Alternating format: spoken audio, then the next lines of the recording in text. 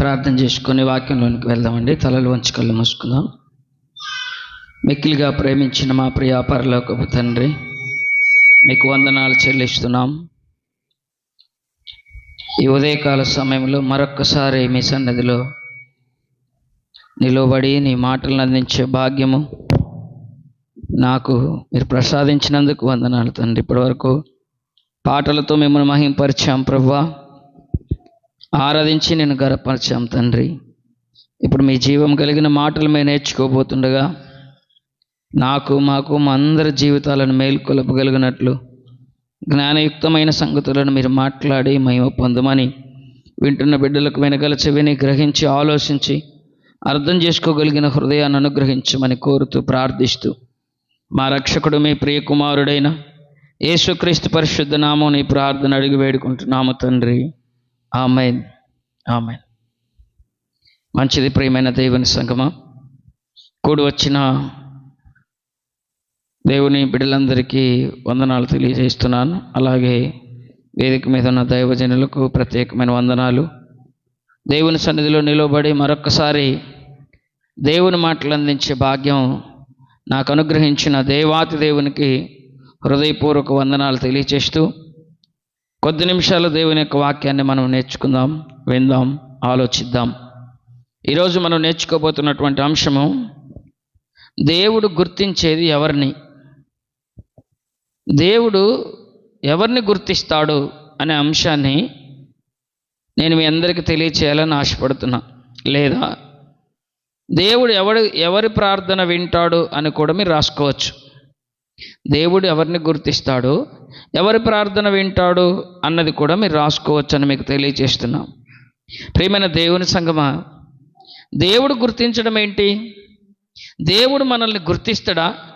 ప్రత్యేకంగా మనల్ని గుర్తుపట్టాల్సిన అవసరం దేవుడికి ఉందా అని మీరు ఆలోచించవచ్చు. కానీ పరిశీలిస్తే దేవుడు ఈ భూలోకానికి మనల్ని పంపినప్పుడు ఒక ఉద్దేశంతో, ఒక ప్రణాళికతో, ఒక పని మీద మనల్ని పంపించాడు.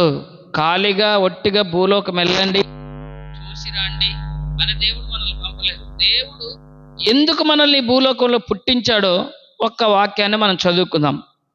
ఎఫెసీ పత్రిక 1వ అధ్యాయము 6వ వచనాన్ని చదువుకుందాం. ఎఫెసీలకు రాసిన ఎఫెసీ పత్రిక 6వ అధ్యాయము 1వ వచనాన్ని చదువుకుందాం. 1వ అధ్యాయం 6వ వచనం. ఎట్లనగా తన ప్రియుని యందు తాను ఉచితముగా మనకు అనుగ్రహించిన తన కృపా మహిమ కీర్తి కలుగునట్లు తన చిత్త ప్రకారమైన దయా సంకల్పం చొప్పున యేసు క్రీస్తు ద్వారా తనకు కుమారులుగా స్వీకరించుటకై మనలను ముందుగా తన కోసం నిర్ణయించుకొని మనము తన ఎదుట పరిశుద్ధులమును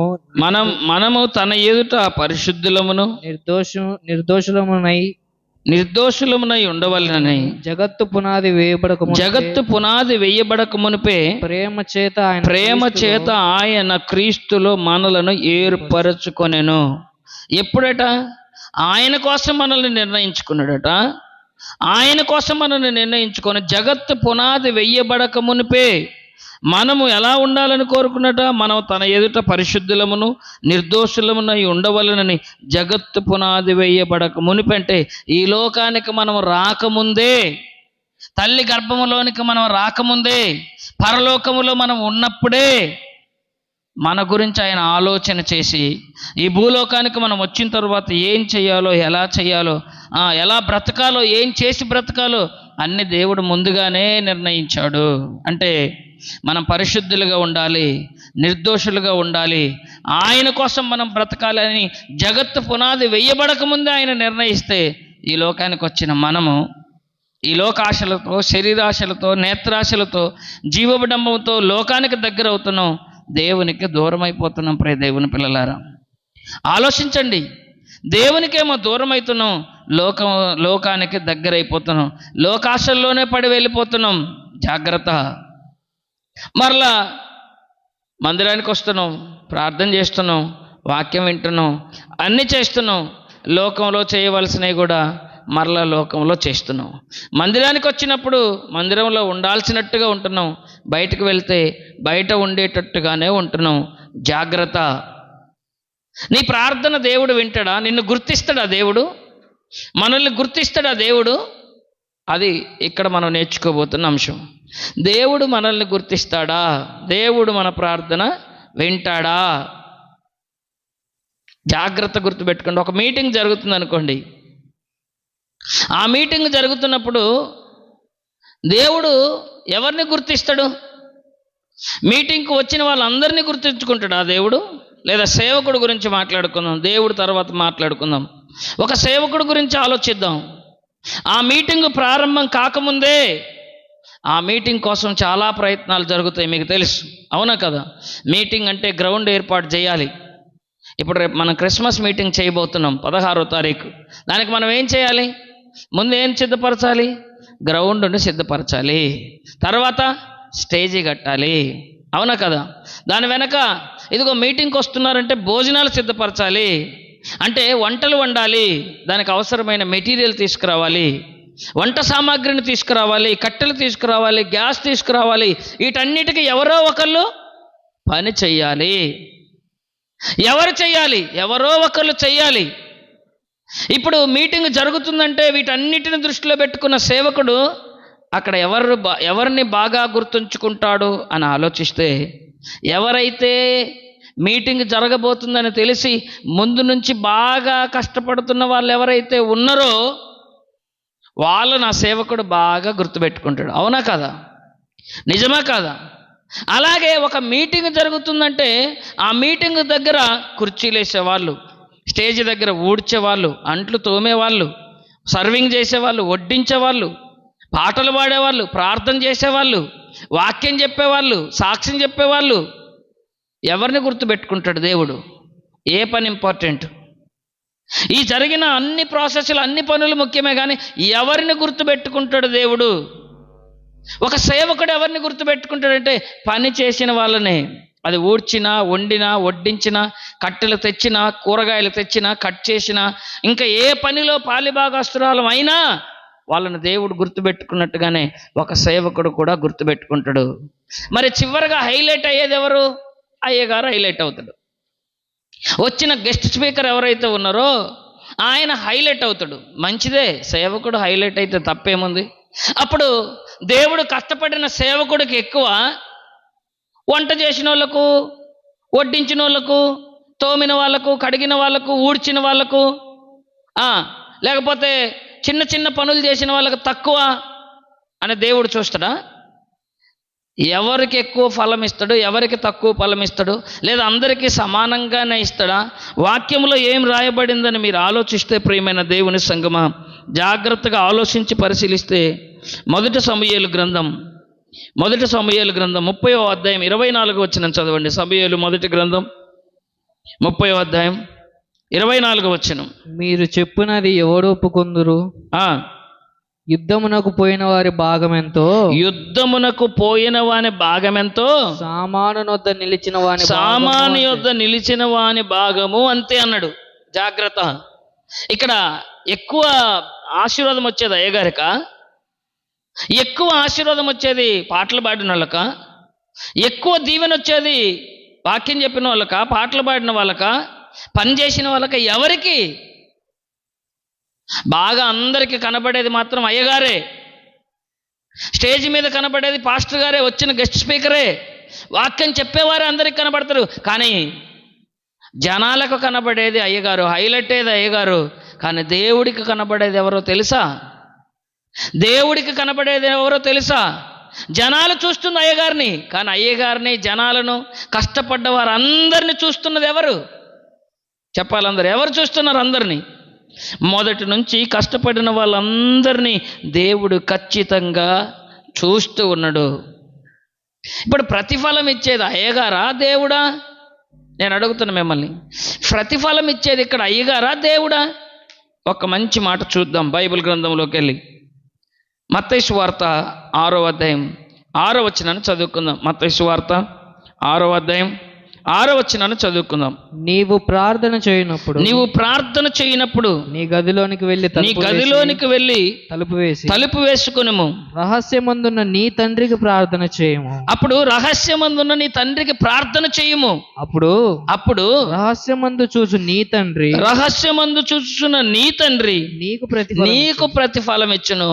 నువ్వు ప్రార్థన చేసినా, నువ్వు పాట పాడినా, నువ్వు పని చేసినా, నువ్వు అంట్లు తోమినా, కూరగాయలు కట్ చేసినా, వంట వండినా, వడ్డించినా, ప్రార్థన స్థలాన్ని సిద్ధపరిచినా, దాన్ని ఊడ్చినా, ప్రార్థన లేదా ఒక మీటింగ్, ఒక దేవుని పని జరుగుతున్నప్పుడు ఆ మీటింగ్ విషయంలో నువ్వు ఏ సహకారం నువ్వు చేసినా నీకు ప్రతిఫలం ఇచ్చేది మాత్రం అయ్యగారు కాదు.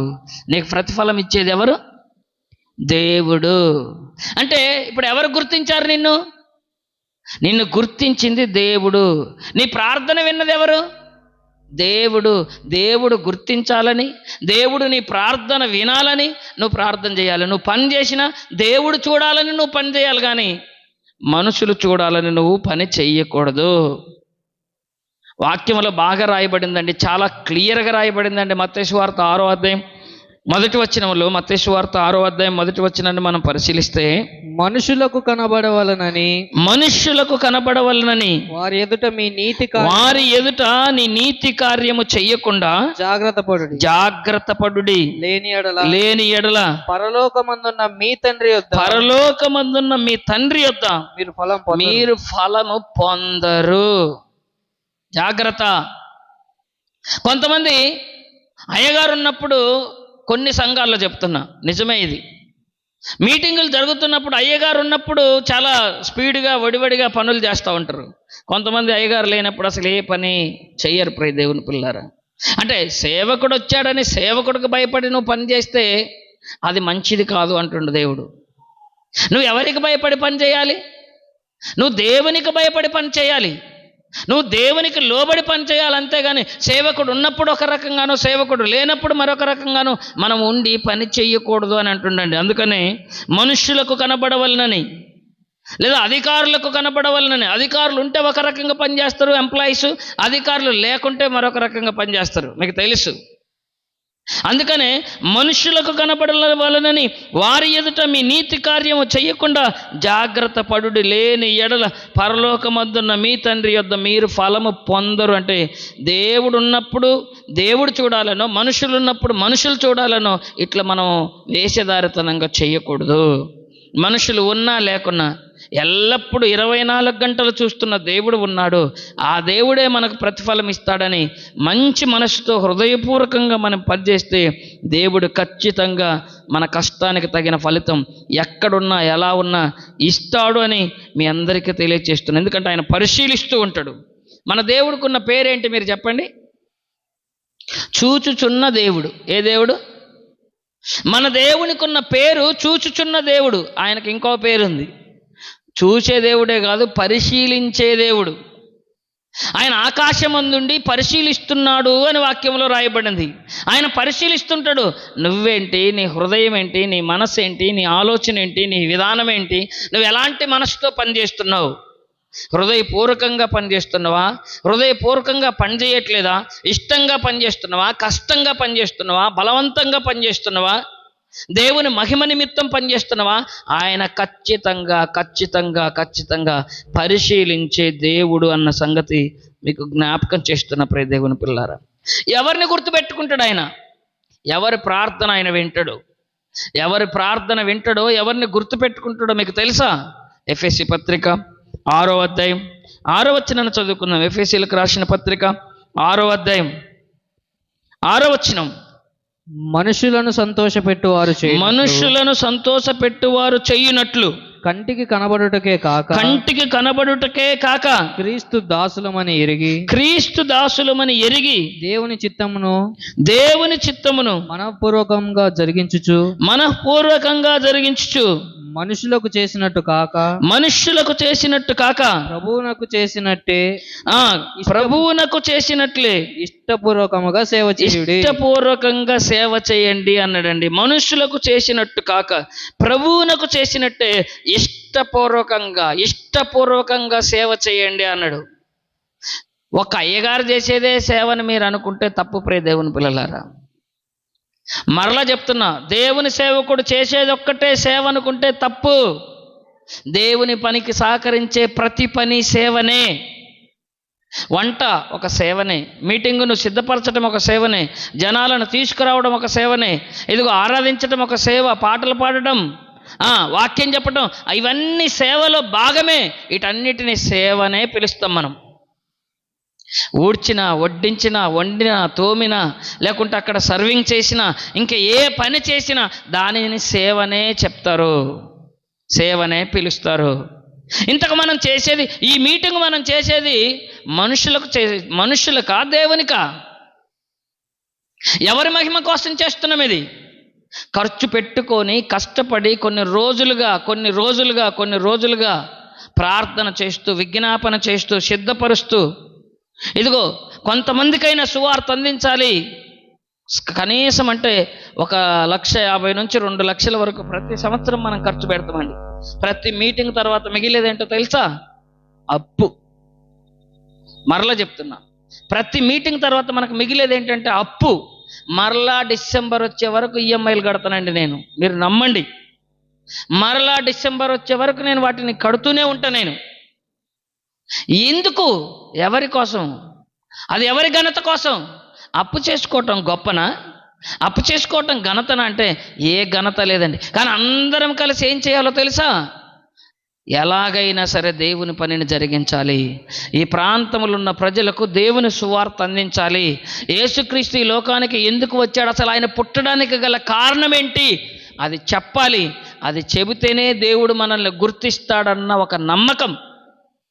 ఈ లోకములో మనం కష్టపడితే, ఆయన కోసం శ్రమలు అనుభవిస్తే, ఆయన కోసం అవమానాలు అనుభవిస్తే, ఒకరోజు దేవుడు వచ్చినప్పుడు మనల్ని గుర్తిస్తాడు అనే ఆయన కోసం మనం కష్టపడుతున్నాం. అందుకే ప్రతి సంవత్సరం కష్టపడటానికే. ఇది మనుషుల కోసం చేయట్లేదు, దేవుని సన్నిధిలో ఉండి చెప్తున్నా, గుర్తుపెట్టుకోండి. ఇది మనుషుల గొప్ప కోసం చేయట్లేదు, మనుషుల ఘనత కోసం చేయట్లేదు, పోనీ నా గొప్ప కోసం అని చేయట్లేదు, ఎవరి గొప్ప కోసం ఇక్కడ చేయట్లేదండి. కేవలం దేవునిని మాత్రమే గణపరచాలి. ఈ ప్రాంతంలో ఉన్న ప్రజల మీద మనకు బాధ్యత ఉంది. దేవుని యొక్క సువార్త ప్రకటించాలి. భూలోకాన్ని స్వతంత్రించుకోవాలంటే ఏం చేయమని ఇందాక వాక్యమైనాం? సువార్త ప్రకటించాలని వాక్యమైనాం కదండి. ఇప్పుడు కూడా దేవుడు మనల్ని గుర్తించాలంటే మరి ఏం చేయాలి? సువార్త కార్యక్రమాలు చేయాలండి. సువార్త కార్యక్రమాలు చేయాలంటే అందరూ వాక్యం చెప్పగలరా? చెప్పలేరు. అందరూ పాటలు పాడగలరా? పాడలేరు. అందరూ ప్రార్థన చేయగలరా? చేయలేరు. ఒకరు పాట పాడగలరు, ఒకరు ప్రార్థన చేయగలరు, ఒకరు వంట వండగలరు, ఒకరు వడ్డించగలరు, ఒకరు శుభ్రం చేయగలరు. ఎవరు చేసినా, ఏ పని చేసినా, వాక్యము చెప్పినా, పాట పాడినా, ఆరాధన చేసినా, ఏమి చేసినా అంతా సేవ కిందకే వస్తుంది. మరి సేవ చేసిన వాళ్ళకు, కూరగాయలు కట్ చేసిన వాళ్ళకు, ప్రార్థన చేసిన వాళ్ళకు, పాట పాడిన వాళ్ళకు, వాక్యం చెప్పిన వాళ్ళకు అందరికీ ఒకటే రిజల్టా? ఎస్. దేవుడు పక్షపాతి కాడు. దేవుడు పక్షపాత మీరు చెప్పండి? ఒకరిని ఒక రకంగా, ఒకరిని ఎక్కువగా, ఒకరిని తక్కువగా ఆయన చూసే దేవుడు అని మీరు అనుకుంటున్నారా? ఆయన పని చేసిన వారందరికీ ఒకటే దీవెనలు ఇచ్చే దేవుడు. పని చెయ్యని వాళ్ళకే సమానంగా ఈ దేవుడు దీవిస్తున్నాడు. మీకు తెలుసా? వాక్యంలో ఏముందో తెలుసా? ఆయన మంచివారి మీదను చెడ్డవారి మీదను వర్షం కురిపిస్తుండట. ఆయన మంచివారికి చెడ్డవారికి ఎండిస్తున్నాడట. ఆయన మంచివారికి చెడ్డవారికి గాలిస్తున్నాడట. సమానంగా చూసే దేవుడు. ఇంకా దేవుని పని చేసిన వాళ్ళ విషయంలో దేవుడు ఎక్కువగా తక్కువగా చూస్తాడని మీరు అనుకుంటారా? లేదు లేదు ప్రియ దేవుని పిల్లారా, మన దేవుడు నమ్మదగిన దేవుడు. ఆయన ప్రేమ సంపూర్ణుడండి. సంపూర్ణంగా అందరికీ సమానంగా ఇచ్చే దేవుడు. అది చిన్న పనైనా పెద్ద పనైనా ఎవరిని తక్కువగా చూసే దేవుడు కాదండి. అందుకని నేనేంటి ఈ పని చెయ్యాలా, నేను ఈ పని చెయ్యాలని ఏ పనిని చిన్నదిగా భావించకండి ప్రియ దేవుని పిల్లారా. ఈ చిన్న పనైనా మనం ఎవరికి చేస్తున్నాం? మనుషులకా దేవునికా? అక్కడేమనుంది? మనుషులకు చేసినట్టు కాక ప్రభువునకు చేసినట్టే ఇష్టపూర్వకంగా సేవ చేయండి అన్నాడు. సేవ చేయండి అన్నాడు. ఇష్టపూర్వకంగా చేయాలి. అది చిన్న పనైనా పెద్ద పనైనా, బాత్రూములు క్లీన్ చేసేదైనా అది ఇష్టపూర్వకంగా చేయాలి. అప్పుడే దేవుడు అనే ఆ దీవెన, దేవుడిచ్చే ఆ దీవెన మనకు వస్తుంది ప్రియ దేవుని పిల్లలారా. ఇది నిజంగా మనస్ఫూర్తిగా నేను అప్పుడప్పుడు పిల్లలకు చెప్తూ ఉంటానండి. మా పిల్లలిద్దరికీ, ఇదిగో మందిరాన్ని సిద్ధపరిచిన మనస్ఫూర్తిగా చేయండి. మనుషులకు కాదు మనం చేసేది, దేవునికి మనం చేసేది. నేను ఆ స్థితి నుంచే వచ్చాను, దేవుడు మనల్ని హెచ్చిస్తాడు. మీ జీవితంలో హెచ్చించబడాలంటే మనస్ఫూర్తిగా ఇష్టపూర్వకంగా చెయ్యమని నేను చెప్తూ ఉంటా ప్రియ దేవుని పిల్లలు. అందుకే అందరం కూడా హృదయపూర్వకంగా దేవుని పని చేయాలి. అది చిన్నదైనా అది పెద్దదైనా, అది పాటైనా, వాక్యమైనా, ప్రార్థనైనా, సాక్ష్యమైనా, లేకపోతే బయట మీటింగ్ వెనక జరిగే కార్యక్రమాలు ఏవైనా అన్నీ ఇష్టపూర్వకంగానే చేయాలి. అప్పుడే దేవుడు మనల్ని దీవించి ఆశీర్వదిస్తాడు. అందరికీ సమానమైన ఫలం వస్తుంది అని మీకు జ్ఞాపకం చేస్తున్నా. ఒకరికి ఎక్కువ రాదు, ఒకరికి తక్కువ రాదు. దేవుని పని చేస్తే దేవుడు ఎప్పుడు సమానంగా ఇస్తాడు అని మీ అందరికీ జ్ఞాపకం చేస్తున్న ప్రియ దేవుని సంగమా. మీకు ఒక సంగతిని మేము జ్ఞాపకం చేస్తా. సమూయేలును దేవుడు దీవించాడు, మీకు తెలుసు కదా. సమూయేలు అంటే ఎవరైనా ప్రవక్త. వాళ్ళ మమ్మీ ఎవరు? హన్న కుమారుడు సమూయేలు దేవుని మందిరంలో ఉన్నాడు. ఇంతకు దేవుని మందిరంలో ఎందుకున్నాడు? తల్లి లేక పుట్టిన కుమారుణ్ణి నీకే అప్పగిస్తానయ్యా, నా బాధ తీర్చు అని అడిగింది. నాకు ఒక్క కుమారుణ్ణి ఇస్తే నీకే అప్పగిస్తాను, నీ మందిరంలో పెంచుతాను అన్నది. ఇచ్చిన మాట ప్రకారమే తల్లి మాట తప్పకుండా దేవుని మందిరానికి అప్పగించింది. కానీ సమూయేలు మందిరంలో ఉంటుండగా దేవుడు మాట్లాడాడండి. ఒకసారి చూస్తారా? సమూయేలు మొదటి గ్రంథం 3వ అధ్యాయం 3వ వచనం. సమూయేలు మొదటి గ్రంథం 3వ అధ్యాయం 3వ వచనం. దీపము ఆరిపోక మునుపు, దీపము ఆరిపోక మునుపు సమూయేలు దేవుని మందసమున్న యెహోవా మందిరములో పండుకొని ఉండగా యెహోవా సమూయేలును పిలిచెను. అతడు చిత్తమండి నేనున్నాను అని చెప్పాడు. ఏలియా దగ్గరకు పోయి, చాలు జాగ్రత్త గమనించండి. ఇక్కడ ఒక చిన్న పిల్లవాడు, సమూయేలు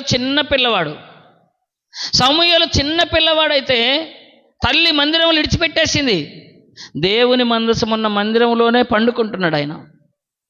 దేవుని మందసములోనే ఉండి పడుకుంటున్న బాలుడైన సమూయేలు ఎదుగుతూ ఉన్నాడు దేవునిలో. ఆయన దేవుని దయయందు, మనుషుల దయయందు ఎదుగుతూ ఉన్నాడు, వర్ధిల్లుతూ ఉన్నాడు. ఎదుగుతూ ఉన్నప్పుడు దేవుడు ఆయన ప్రార్థన విని పిలిచాడు. సమూయేలు అని పిలవగానే లేచి ఏలియా దగ్గరికి వెళ్తుండే. నన్ను మా గురువుగారు పిలిచాడేమో, నన్ను పిలిచాడేమని. పిలిచారా సార్? అయ్యగారు నన్ను పిలిచారంటే నేను పిలవలేదు అని చెప్తున్నాడు. అసలు దేవుడు అందరి ప్రార్థన వింటారా? అందరినీ పిలుస్తాడా దేవుడు? నేను అడుగుతున్న ప్రశ్న. దేవుడు అందరి ప్రార్థన వింటాడా? అందరినీ గుర్తిస్తాడా? అందరిని పిలుస్తాడా? దేవుడు లేకుంటే అందరి ప్రార్థన వింటాడా? అందరి కష్టాన్ని గుర్తిస్తాడా? ఇది మనం తెలుసుకోవాలి. సమూయేలు ఏం చేశాడని గుర్తించాడు దేవుడు. అంత చిన్న పిల్లవాడు, ఆయనను ఎందుకు పిలిచాడు? పెద్దవాడైన దేవుని సేవకుడైన ఏలీని ఎందుకు పిలవలేదు? ఏలీ మాత్రం పడుకొని నిద్రపోతున్నాడు. పిల్లల్ని దేవునిలో పెంచలేదు ఏలీ. మీకు తెలుసా? ఏలీ పిల్లలు చెడిపోయారు, లోకస్తులైపోయారు. దేవుని వాక్యం పిల్లలకు నేర్పించట్లేదు. దేవుని వాక్యము మీ పిల్లలకు మీరు నేర్పించకపోతే మీ ప్రార్థన కూడా దేవుడు వినడు. మరలా చెప్తున్నా, నేను నా పిల్లలకు దేవుని వాక్యాన్ని నేర్పించకపోతే నా ప్రార్థన కూడా దేవుడు వినడు. తండ్రులారా, తల్లులారా, తండ్రిగా నీ పిల్లలకు దేవుని వాక్యం నేర్పించడం నీ బాధ్యత. తండ్రిగా దేవుని వాక్యం నేర్పించడం నా బాధ్యత, నా పిల్లలకు నేర్పించడం. తల్లులుగా మీరు మీ పిల్లలకు దేవుని వాక్యం నేర్పించడం మీ బాధ్యత. దేవుని వాక్యం నేర్పించకపోతే దేవుడు మీ ప్రార్థన వినడు. మరలా చెప్తున్నా. అన్న ఏం చేసింది? దేవుని మందిరంలోనే దేవుని వాక్యాన్ని నేర్పించడానికి బాలుడైన సమూయేలును అక్కడ వదిలేసింది. అంటే వాక్యం నేర్పించడానికి ఆమె కంప్లీట్గా త్యాగం చేసేసింది. మరి ఆయన వాక్యాన్ని నేర్చుకుండా మరి పని చేసిండా? దేవుని పని అంటే మొదటి వచనం చదవండి. అక్కడే 3వ అధ్యాయం మొదటి వచనం. బాలుడైన సమూయేలు ఏలియా ఎదుట యెహోవాకు పరిచర్య చేయుచుండెను. బాలుడైన సమూయేలు ఏలి ఎదుట యెహోవాకు పరిచర్య చేస్తుందంటే దేవుని పని చేస్తుండు. దేవుని పని అంటే ఏంటి? పాటలు పాడుతున్నాడు, వాక్యం నేర్చుకుంటుండు, మందిరాన్ని శుభ్రం చేస్తున్నాడు, అన్ని అక్కడే పని చేస్తున్నాడు. పనివాడుగా ఉన్నాడండి, దేవుని పనివాడుగా ఉన్నాడు బాలుడైన సమూయేలు. వెంటనే ఆయన యథార్థత నచ్చింది దేవుడికి. ఆయన యథార్థత నచ్చిందండి దేవుడికి. అందుకే సమూయేలు సమూయేలు అని పిలిచాడు, ఏలిని పిలవలేదు. అయితే దేవుడే నీతోటి మాట్లాడుతున్నాను, నేనున్నానని చెప్పు అని సమూయేలుకు ఏలి చెప్తే నేనున్నానండి అని చెప్పాడండి. చూసారా, దేవుడు అందరి ప్రార్థన వినడు, దేవుడు అందరికీ జవాబు ఇవ్వడు, కొద్ది మందికే జవాబిస్తాడు. అదేంటి అయ్యగారు ఇలా చెప్తుండు, అందరి ప్రార్థన దేవుడు వినడా? వినడు. అందరికి జవాబు ఇవ్వడా? ఇవ్వడు. ప్రియమైన దేవుని సంగమా, మీరందరూ ఆలోచించండి, మీరందరూ పరిశీలించండి. దేవుడు మనం అందరి ఫోన్లు ఎత్తుతామంటే మనం కూడా అందరి ఫోన్లు ఎత్తాం. విసిగించే వాళ్ళ ఫోన్ అసలే ఎత్తాం, మీకు తెలుసు. అప్పుల వాళ్ళ ఫోన్లు అసలే ఎత్తాం, ఇది కూడా మీకు తెలుసు. దేవుని సంగమా, ఆలోచించండి, పరిశీలించండి.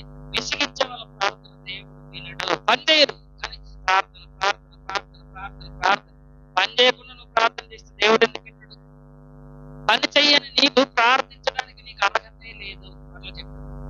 దేవుని పని చేయకుండా ప్రార్థించే అర్హత మనకు లేదు అన్న సంగతి మీకు జ్ఞాపకం చేస్తున్నప్పుడు దేవుని సంగతి. నిజంగా దేవుడు ప్రార్థన వినడా? వినడనే వాక్యం ఉంది. దేవుడు మనల్ని గుర్తించడానే ఉంది. విలాప వాక్యములు చూద్దాం. విలాప వాక్యములు 3వ అధ్యాయం 8వ వచనం. విలాప వాక్యములు 3వ అధ్యాయం 8వ వచనం.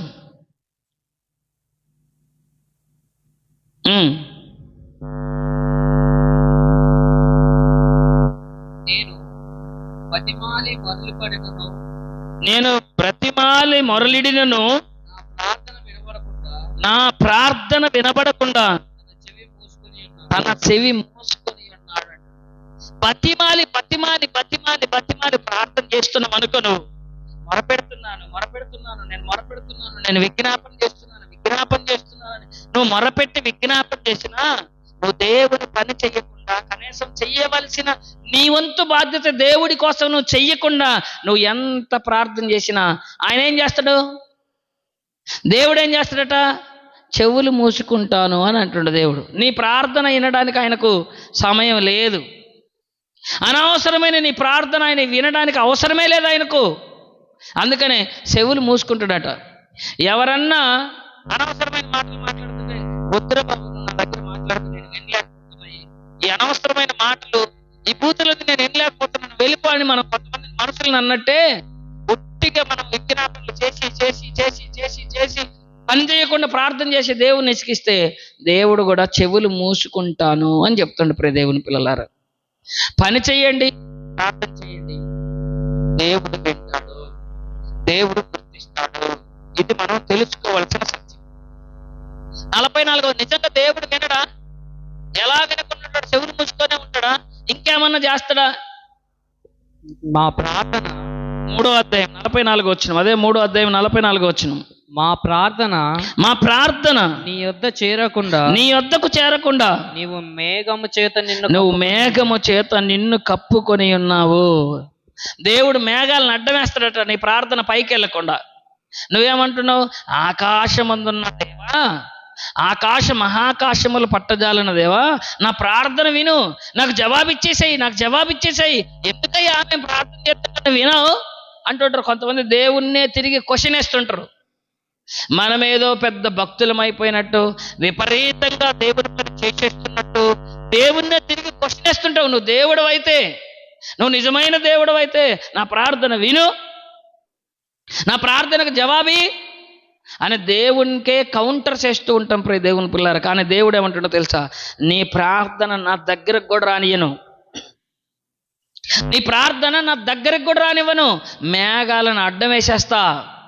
ఎందుకంటే నువ్వు స్వార్థపరుడివి, నీకోసమే నువ్వు ప్రార్థన చేసుకుంటున్నావు. నువ్వు స్వార్థపరురాల్లో, నీకోసమే నువ్వు ప్రార్థన చేసుకుంటున్నావు.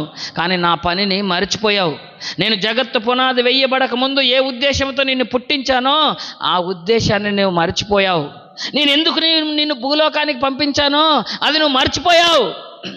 నీ పనే చేసుకుంటూ నా పని చేయకుండా నువ్వు మర్చిపోయావు గనక నీ ప్రార్థన నేను వినను, మేఘాన్ని అడ్డేసి పడేస్తానన్నాడు.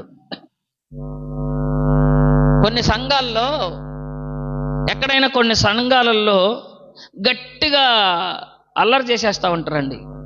సౌండ్ ఎక్కువ పెట్టేస్తూ ఉంటారండి. సౌండ్ ఎక్కువ పెట్టేస్తుంటే పక్కన వాళ్ళు కంప్లైంట్ చేస్తారు. ఏమన్నా తెలుసా? ఏంటి గోల మాకు, ఈ గోల ఏంటి మాకు? మీ ఇంటి పక్కన మేము ఉండాలా వద్దా? లక్షల రూపాయలు ఇల్లు కట్టుకున్న మేము మీ ఇంటి పక్కన ఉండాలా వద్దా చెప్పడానికి గోల చేస్తుంటారు. కంప్లైంట్ పెడతారు పోలీస్ స్టేషన్కి వెళ్ళి. పోలీస్ వాళ్ళు ఏం చెప్తారు తెలుసా? ఎందుకై గోల చేస్తున్నావు? నీకేమైనా భక్తి ఉంటే మీ ఇంట్లో చేసుకో. ఇంకా బాగా పెద్దగా ఆరాధన చేయాలంటే మీ చర్చిలో సౌండ్ ప్రూఫ్ పెట్టుకో అంటారు. సౌండ్ ప్రూఫ్ పెట్టుకుంటారు ఈరోజు చర్చిల్లో, గోల తట్టుకోలేక. తెలుసా మీకు? మన సౌండ్ బయటకు వెళ్లకుండా సౌండ్ ప్రూఫ్ పెట్టుకుంటున్నారు చర్చెస్లో. దేవుడు కూడా నీ సౌండ్ గోల తట్టుకోలేక ఆయన ఏం చేస్తుండట? Sound proof. ఏంటది? మేఘము. నీ ప్రార్థన రావద్దు, నాకు వినపడద్దు. నీదంతా స్వార్థమైన ప్రార్థన, కేవలం నీ అవసరాలే అడుగుతున్నావు. నువ్వు నీ గురించే నువ్వు ఆలోచిస్తున్నావు. నా చిత్తాన్ని మర్చిపోయావు నువ్వు. సో నీ ప్రార్థన నా దగ్గరికి రాకుండా నేను మేఘాన్ని అడ్డమేశాను అని చెప్తుండే. జాగ్రత్త ప్రియమైన దేవుని సంగమా. అదే విధంగా మన ప్రార్థనలు దేవుని దగ్గరికి వెళ్ళవు అన్న సంగతి జ్ఞాపకం పెట్టుకోండి. యోహాను సువార్త 9వ అధ్యాయం 31 వచనం. యోహాను సువార్త 9వ అధ్యాయం 31 వచనం. ఆయన అందరి ప్రార్థనలు వినడా అంటే వినడు. మరి ఎవరి ప్రార్థనలు వింటాడు చూడండి. దేవుడు పాపుల మనవి ఆలకింపడని, దేవుడు పాపుల మనవి ఆలకింపడు అని ఎరుగుదుము ఎవడైనను దేవభక్తుడయ్యుండి దేవుని భక్తుడయ్యుండి ఆయన చిత్తము చొప్పున జరిగించిన ఎడల వాని మనవి ఆలకించును. ఎవరి మనం ఆలకిస్తాడట? ఇప్పుడు చెప్పండి. ఎవరి మనం ఆలకిస్తాడు దేవుడు? ఎవరిని గుర్తిస్తాడు దేవుడు? అది మనం తెలుసుకోవాలి ప్రియ దేవుని సంగమా. దేవుడు పాపుల మనం ఆలకింపడని ఎరుగుదుము. ఎవడైనను దేవుని భక్తుడై ఉండి ఆయన చిత్తము చొప్పున ఆయన జరిగించు వానిని ఆయన మనవి ఆలకిస్తాడు. ఆయన చిత్తము చొప్పున జరిగించాలంటే దేవుని పని చేసేవారిని దేవుడు గుర్తిస్తాడు. దేవుడి పని చెయ్యని వాళ్ళని ఆయన గుర్తించడు. ఆయన వారి ప్రార్థన వినడు. చెవులు మూసుకుంటాడు, మేఘాలను అడ్డు పెట్టుకుంటాడు. జాగ్రత్త. నేను ప్రార్థన చేస్తున్నాను. నువ్వు ఎంత ప్రార్థన చేస్తే ఏంటి? నీ వలన దేవుని పని ఏం జరుగుతుంది?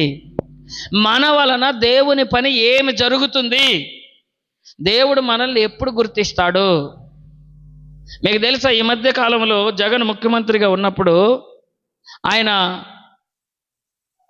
అందరినీ నెట్టుకుంటూ ఒక అభిమాని జగన్తో ఫోటో దిగటానికి ముందుకు పరిగెడుతుకుంటూ వచ్చిండు. అంతకుముందు జగన్ను రాయితో కొట్టారు కదండి. అందుకని సెక్యూరిటీ వాళ్ళు, పోలీసు వాళ్ళు జగన్ దగ్గరికి రానియట్లేదు. జగన్ దగ్గరికి రానికపోతే పోలీసు వాళ్ళు అడ్డుకుంటుంటే పోలీసు వాళ్ళ దగ్గర నుంచి కూడా బలవంతంగా సీఎం దగ్గరికి వెళ్ళి ఫోటో దిగాలని బలవంతంగా ఆయన ముందుకు వస్తుంటే పోలీసు వాళ్ళు ఆయన కొడుతుంటే వెంటనే జగన్ చూశాడు. చూసి వద్దు కొట్టొద్దు, రానియండి అనగానే సోషల్ మీడియాలో దాన్ని చాలా ఎగతాళి చేసేసిరండి. అవును కదా? రానిలేమ్మ అనగానే అందరూ అదేదో ఎగతాళిగా జోకుగా తీసేసుకున్నారండి. ఒక వ్యక్తిని ఒక సీఎం గుర్తించాలంటే అంత ఈజీ అండి? సీఎం దగ్గరికి వెళ్ళి ఫోటో దిగటం అంత ఈజీ అండి? అవునా కదా? ఆ వ్యక్తిని గుర్తించాడంటే వాని కష్టాన్ని గుర్తించాడు. అందుకే ఆ వ్యక్తిని స్టేజ్ మీదకి పిలిచాడు, వేదిక మీదకి వెళ్ళాడు, జగన్తో ఫోటో కూడా దిగారు. వాని కష్టం అది. నువ్వు దేవుని దగ్గరికి వెళ్ళాలంటే, దేవుడు నిన్ను గుర్తించాలంటే అంత ఈజీ కాదు. అంత ఈజీగా దేవుడు రానీలే అందరినీ నా దగ్గరికి రానిచ్చేసేయండి అంటాడా దేవుడు? ఎవరిని అంత ఈజీగా రానిచ్చేయండి రానిలేమ్మా అందరూ రండమ్మా అని అంటాడు అనుకుంటారా? అనడు. కష్టపడాలి, పని చెయ్యాలి, దేవుని పని చెయ్యాలి. ఏ పని చేస్తావా నువ్వు? సువార్త చెబుతావా, లేకపోతే పాటలే పాడుతావా, వాక్యమే చెప్తావా, పనే చేస్తావా? దేవుని పని జరగటానికి నీ వంతు హృదయపూర్వకంగా నువ్వు ఏ పని అయితే చేస్తావో అప్పుడే దేవుడు నిన్ను ఆహ్వానిస్తాడు. ప్రియ దేవుని పిల్లారా, ఆయన దగ్గరికి, ఒక సీఎం దగ్గరికి వెళ్ళడానికే ఇంత కష్టమైతే ఆయన ఒక రాష్ట్రానికి మాత్రమే సీఎం అప్పుడు, ఇప్పుడు కాదు. అవునా కదా? కొన్ని రాష్ట్రాలు కలిపితే ఒక దేశం, కొన్ని దేశాలు కలిపితే ఒక ఖండం, 7 ఖండాలు కలిస్తే భూప్రపంచం. తెలుసా మీకు?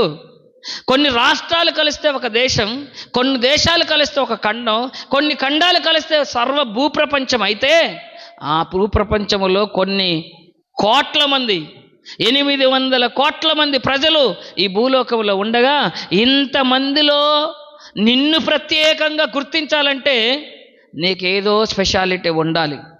నువ్వు దేవుని కోసం ఏదో ప్రత్యేకంగా కష్టపడాలి. నువ్వు ప్రత్యేకంగా కష్టపడాలి. కేవలం అందరిలాగా ఆర్డినరీ లాగా కష్టపడితే దేవుడు నిన్ను గుర్తించడు. ప్రత్యేకంగా దేవుని కోసం హార్డ్ వర్క్ చేయాలి, ఆయన కోసం కష్టపడాలి. శ్రమైన, బాధ అయినా, కష్టమైన, కన్నీళ్ళైనా, అవమానమైన, అప్పులైన, నిందలైనా. బయట వాళ్ళు నన్ను ప్రశ్నిస్తారు, నువ్వేం చేశావని. తెలుసా మీకు? అయిన వాళ్ళ నుంచి, బయట వారి నుంచి నేను ఎన్నో ప్రశ్నలు ఎదుర్కొంటున్నా, అయినా దేవుని కోసం నిలబడి ఉన్నా నేను. మీకు తెలుసా? ఇక్కడ గమనించవలసిన విషయం ఏంటో తెలుసా? గమనించవలసిన విషయం, ఎవరి కోసం ఇదంతా? ఒకరోజు దేవుడు గుర్తిస్తాడు నా కష్టాన్ని. ఒకరోజు దేవుడు నాకిచ్చే ప్రతిఫలం ఇస్తాడని నేను ఎదురు చూస్తూనే ఉన్న దేవుని పిల్లలారా, మీ అందరినీ కూడా గుర్తిస్తాడు. మీరు దేవుని కోసం ఎన్ని కష్టాలు, ఎన్ని అవమానాలు, ఎన్ని నిందలు పడ్డారో అన్ని దేవుడు ఒకరోజు ఇస్తాడు. అది ఏది క్రీస్తునందు మీరు పడిన ప్రయాస వ్యర్థము కాదు. క్రీస్తునందు మీరు పడిన ప్రయాస వ్యర్థం కాదు.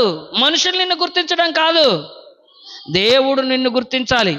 అయితే ఇక్కడ ప్రశ్న, నీకు దేవుడు తెలుసు, నువ్వు దేవుడికి తెలుసా? నువ్వు దేవుణ్ణి ఎరిగినావు, నిన్ను దేవుడు ఎరిగాడా? నా హృదయానుసారుడైన మనుష్యుడు అన్నాడు ఎవరి గురించి? నా హృదయానుసారుడైన మనుష్యుడు అన్నాడు ఎవరి గురించి? దావీదు గురించి. అంటే దావీదు దేవుడికి తెలుసు. నా స్నేహితుడు అన్నాడు ఒక వ్యక్తిని, ఎవరైనా? అబ్రహాము. అంటే అబ్రహాము దేవుడికి తెలుసు, అబ్రహాము దేవుడికి తెలుసు, దావీదు దేవుడికి తెలుసు. నా ఇల్లంతటిలో నమ్మకమైన వాడు అన్నాడు ఎవరి గురించి? మోషే గురించి.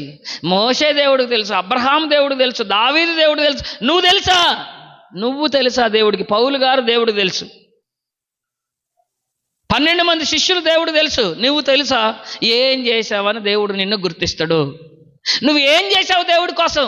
ఆదివారం వచ్చిపోతే గుర్తిస్తాడు అనుకుంటున్నావా నువ్వు? ఆదివారం మందిరానికి వచ్చిపోతే నువ్వు బాగా కష్టపడ్డావని నీకు ప్రతిఫలం ఇచ్చేస్తాడు అనుకుంటున్నావా? గలతీయులకు రాసిన పత్రిక 4వ అధ్యాయం 9వ వచనం చదువుకుందాం. గలతీయులకు రాసిన పత్రిక 4వ అధ్యాయం 9వ వచనం. ఇప్పుడు మీరు దేవునిని ఎరిగిన వారును మరి విశేషముగా దేవుని చేత ఎరుగబడిన వారునై ఉన్నారు కనుక. చూసారా? నువ్వు దేవుణ్ణి ఎరిగావు, నువ్వు దేవుణ్ణి తెలుసుకున్నావు, నిన్ను దేవుడు గుర్తిస్తున్నాడా? ఇది ప్రశ్న నీకు. నేను దేవుని నమ్ముకున్నాను, బాప్తిస్మం తీసుకున్నాను, బల్లారాధన తీసుకుంటున్నాను, దేవుని నమ్ముకున్నాను, బాప్తిస్మం తీసుకుంటున్నాను, బల్లారాధన తీసుకుంటున్నానని నువ్వేదో గొప్పలు చెప్పుకోకు. నువ్వు జస్ట్ దేవుణ్ణి తెలుసుకున్నావు అంతే. నువ్వు జస్ట్ కేవలం దేవునిని తెలుసుకున్నావంతే. కానీ దేవుడు నీ గురించి తెలుసుకోవాలి. ఏమన్నా తెలుసా? బలా నమ్మకమైన మంచి దాసుడా, బలా మంచి నమ్మకమైన దాసురాలా రా, లోకం పుట్టక మునుపు నాకు నీ కోసం నా తండ్రి చేత ఏర్పాటు చేయబడిన పరలోక రాజ్యాన్ని స్వతంత్రించుకో అని నిన్ను పిలవాలి. దేవుడు నిన్ను గుర్తించాలి, నన్ను కూడా పిలవాలి, దేవుడు గుర్తించాలి. అది కదా దేవుల్లో మనం కోరుకుంటున్న గుర్తింపు. అందరిలాగే నామకార్థ క్రైస్తవులాగా అందరు వచ్చి వెళ్ళినట్టుగా, అందరు బ్రతికినట్టుగానే మనము బ్రతికేస్తే దేవుడు మనల్ని ఎప్పుడు గుర్తిస్తాడు చెప్పండి? అది మనలను మనమే మోసం చేసుకున్నట్టు. మోసపోకుడి దేవుడు వెక్కిరింపబడడు అని ఉంది వాక్యంలో. మీరేమనుకుంటారు? మనమేమనుకుంటున్నాం? నేను దేవుని తెలుసుకున్నాను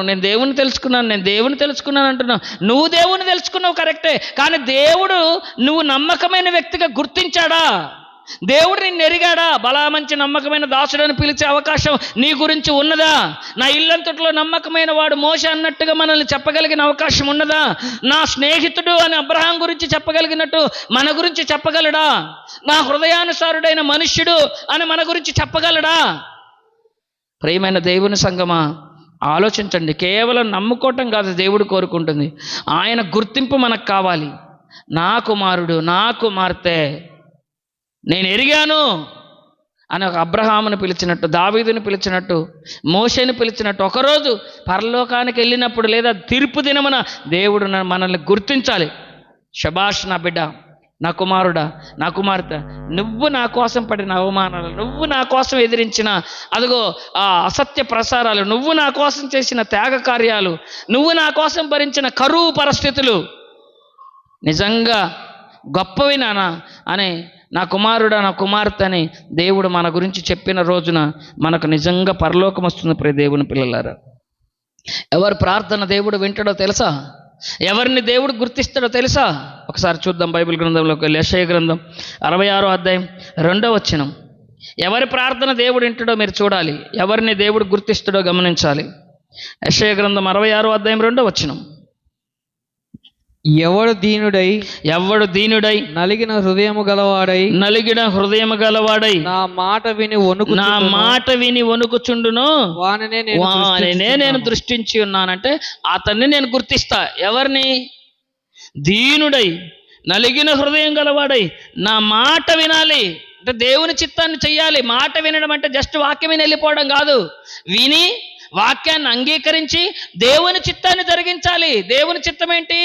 ఆయన దయా సంకల్పం చొప్పున పరిశుద్ధులము నిర్దోషులమై ఉండాలని దేవుడు జగత్తు పునాది వేయబడక ముందు అప్పుడు ఆయన ప్రణాళికలో మనల్ని రూపించినప్పుడు ఎలా ఉండాలని కోరుకున్నాడో భూమి మీదకి వచ్చి మనం ఆయన చిత్తాన్ని, ఆయన పనిని జరిగించినప్పుడు ఎవడు దీనుడై నలిగిన హృదయం గలవాడై నా మాట విని వణుకుచుండును వానినే నేను దృష్టించుచున్నానంటే వానినే నేను గుర్తుపెట్టుకుంటాను. నా పని చేసిన వాడిని, నా మాట విని నాకు లోబడి నాకు భయపడి వణుకుతూ నా పని చేసిన వాడిని నేను గుర్తుపెట్టుకుంటాను అని చెప్తున్నాడు. ప్రియ దేవుని పిల్లలారా, ఆలోచించండి, పరిశీలించండి. సమూయేలు దేవుని పని చేశాడు కాబట్టి గుర్తుపెట్టుకున్నాడు.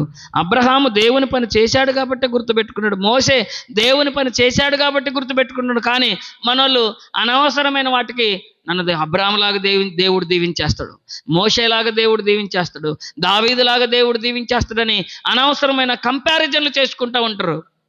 మోషేకు తోడై ఉన్న దేవుడు నీకు తోడై ఉండడా? అబ్రహామును దీవించిన దేవుడు నిన్ను దీవించడా? ఇలాంటి మాటలు మాట్లాడుతూ ఉంటారు. ఇంతకు వాళ్ళు ఏం చేస్తే దీవించాడో అది మాత్రం మర్చిపోతూ ఉంటారు. ప్రియ దేవుని పిల్లలారా, చూడండి ఒకసారి కీర్తనల గ్రంథం 99వ అధ్యాయం 6వ వచనం. కీర్తనల గ్రంథం 99వ అధ్యాయం 6వ వచనం. ఆయన యాజకులలో మోషే అహరోనులు ఉండిరి. ఆయన నామమును బట్టి ప్రార్థన చేయు వారిలో సమూయేలు ఉండెను. వారు యెహోవాకు మొరపెట్టగా ఆయన వారికి ఉత్తరం ఇచ్చెను. చూశారా ప్రియ దేవుని పిల్లలారా, ఎందుకు వారి ప్రార్థన వినడు? దేవుని పని చేశారు వాళ్ళు, దేవుడు గుర్తించాడు వాళ్ళను. ఒట్టిగా వాళ్ళ పేర్లు జీవగ్రంథంలో రాయబడలేదు. వారు దేవునిని సంతోషపెట్టారు, దేవుని చిత్తాన్ని వాళ్ళు జరిగించారు. యాజకులలో మోషే ఉన్నాడు, అహరోను ఉన్నాడు, ప్రార్థన వీరులలో సమూయేలు ఉన్నాడు. వారు మొరపెట్టారు. మోషే గారు, అహరోను గారు, సమూయేలు గారు ఎవరు ప్రార్థన చేసినా వాళ్ళ ప్రార్థన దేవుడు విన్నాడు. చెవులు మూసుకోలేదు, మేఘమును అడ్డు పెట్టుకోలేదు. ప్రియ దేవుని పిల్లలు, ఎందుకంటే ఎవరు హృదయపూర్వకంగా ప్రార్థన చేస్తే వాళ్ళ ప్రార్థన దేవుడు వింటాడు. ఎవరు హృదయపూర్వకంగా ఇష్టపూర్వకంగా దేవుని పని చేస్తారో వాళ్ళ ప్రార్థన దేవుడు వింటాడు. చివరికి ఒక మాట, ప్రసంగి గ్రంథం 9వ అధ్యాయం 10వ వచనం. ప్రసంగి గ్రంథం 9వ అధ్యాయం 10వ వచనం. చేయుటకు నీ చేతికి వచ్చిన ఏ పని అయినను నీ శక్తి లోపము లేకుండా చెయ్యము. నీవు పోవు పాతాళమందు పని అయినను ఉపాయమైనను తెలివైనను జ్ఞానమైనను లేదుగా. ఒకటే మాట చెప్తున్నా, బతికున్నప్పుడే భూమి మీద ఉన్నప్పుడే నీకొచ్చిన అవకాశాన్ని ఉపయోగించుకొని దేవుని పని చేయండి. అయ్యగారికి ఒక్కరికే దేవుని పని చేసే బాధ్యత ఉంది అని మీరు అనుకోకండి. ప్రతి ఒక్కరికి, అయ్యగారి కుటుంబంతో పాటు సంఘములో ఉన్న ప్రతి కుటుంబానికి దేవుని పని చేసే అవకాశం అందరికీ ఉంది. అందరూ దేవుని పని చేయాలి. భూమి మీద ఉన్నప్పుడే దేవుని పని చేయమంటుండు. చచ్చిపోయాకట దేవుని పని చేసే అవకాశం లేదట. దేవుని పనే కాదు, నీ పని చేసే అవకాశం కూడా లేదు. ఎందుకు? నీవు పోవు పాతాళమందు ఏముందట? నీవు పోయే పాతాళంలో ఏ పని అయినా ఉందా? పరదేశంలో ఉన్నో లేదైనా పని చేస్తున్నారని వాక్యంలో ఉందా? ఏ పని చెయ్యట్లేదు. అవునా కదా? ప్రభువునందు మృతి పొందు మృతులు ధన్యులు, వారు తమ పనులు మాని విశ్రాంతి పొందుదురు అన్నాడు. వారు తమ క్రియలు వారి క్రియలు వారి వెంట పోవును అన్నాడు. కారు వారు తమ పనులు మాని విశ్రాంతి తీసుకుంటారు. ఇప్పుడు పరదేశంలో ఉన్న వాళ్ళు ఏం చేస్తారు? ఏమన్నా పని చేస్తురా? విశ్రాంతి తీసుకుంటారు. పని లేదు అక్కడ. పోనీ నరకంలో ఉన్న వాళ్ళు ఏమైనా పని చేస్తురా? అక్కడ కూడా ఏం పని లేదు, వేదన తప్ప. గుర్తుపెట్టుకోండి, జాగ్రత్త. పాతాళ మంది ఏం లేదట. ఏ పని అయినను, ఉపాయమైనను, తెలివైనను, జ్ఞానమైనను లేదు. ఇక సత్యాక నువ్వేం చేస్తావు? ఏమీ చేయలేం. సావక ముందే దేవుని పని చెయ్యాలి. దేవుని పని చేస్తే దేవుడు గుర్తిస్తాడు. దేవుని పని చేసే వాళ్ళను దేవుడు గుర్తిస్తాడు. వాళ్ళ ప్రార్థన కూడా దేవుడు వింటాడు. ఇది ప్రియమైన దేవుని సంగమా, నువ్వు ఎలా చేస్తున్నావు? దేవుని పని చేసి ప్రార్థన చేస్తున్నావా? దేవుని పని చేయకుండా ప్రార్థన చేస్తున్నావా? నువ్వే ఆలోచించుకో. ప్రార్థన చేస్తున్న మనం దేవుని పని చేస్తూ ప్రార్థన చేయాలి. పని చేస్తూ ప్రార్థన చేయాలి. పని చేయకుండా 24 గంటలు కూర్చొని ప్రార్థన చేసిన దేవుడు వినడు అని మీకు జ్ఞాపకం చేస్తూ ఈ మాటలు ముగిస్తున్నా. దేవుడి వాక్యమును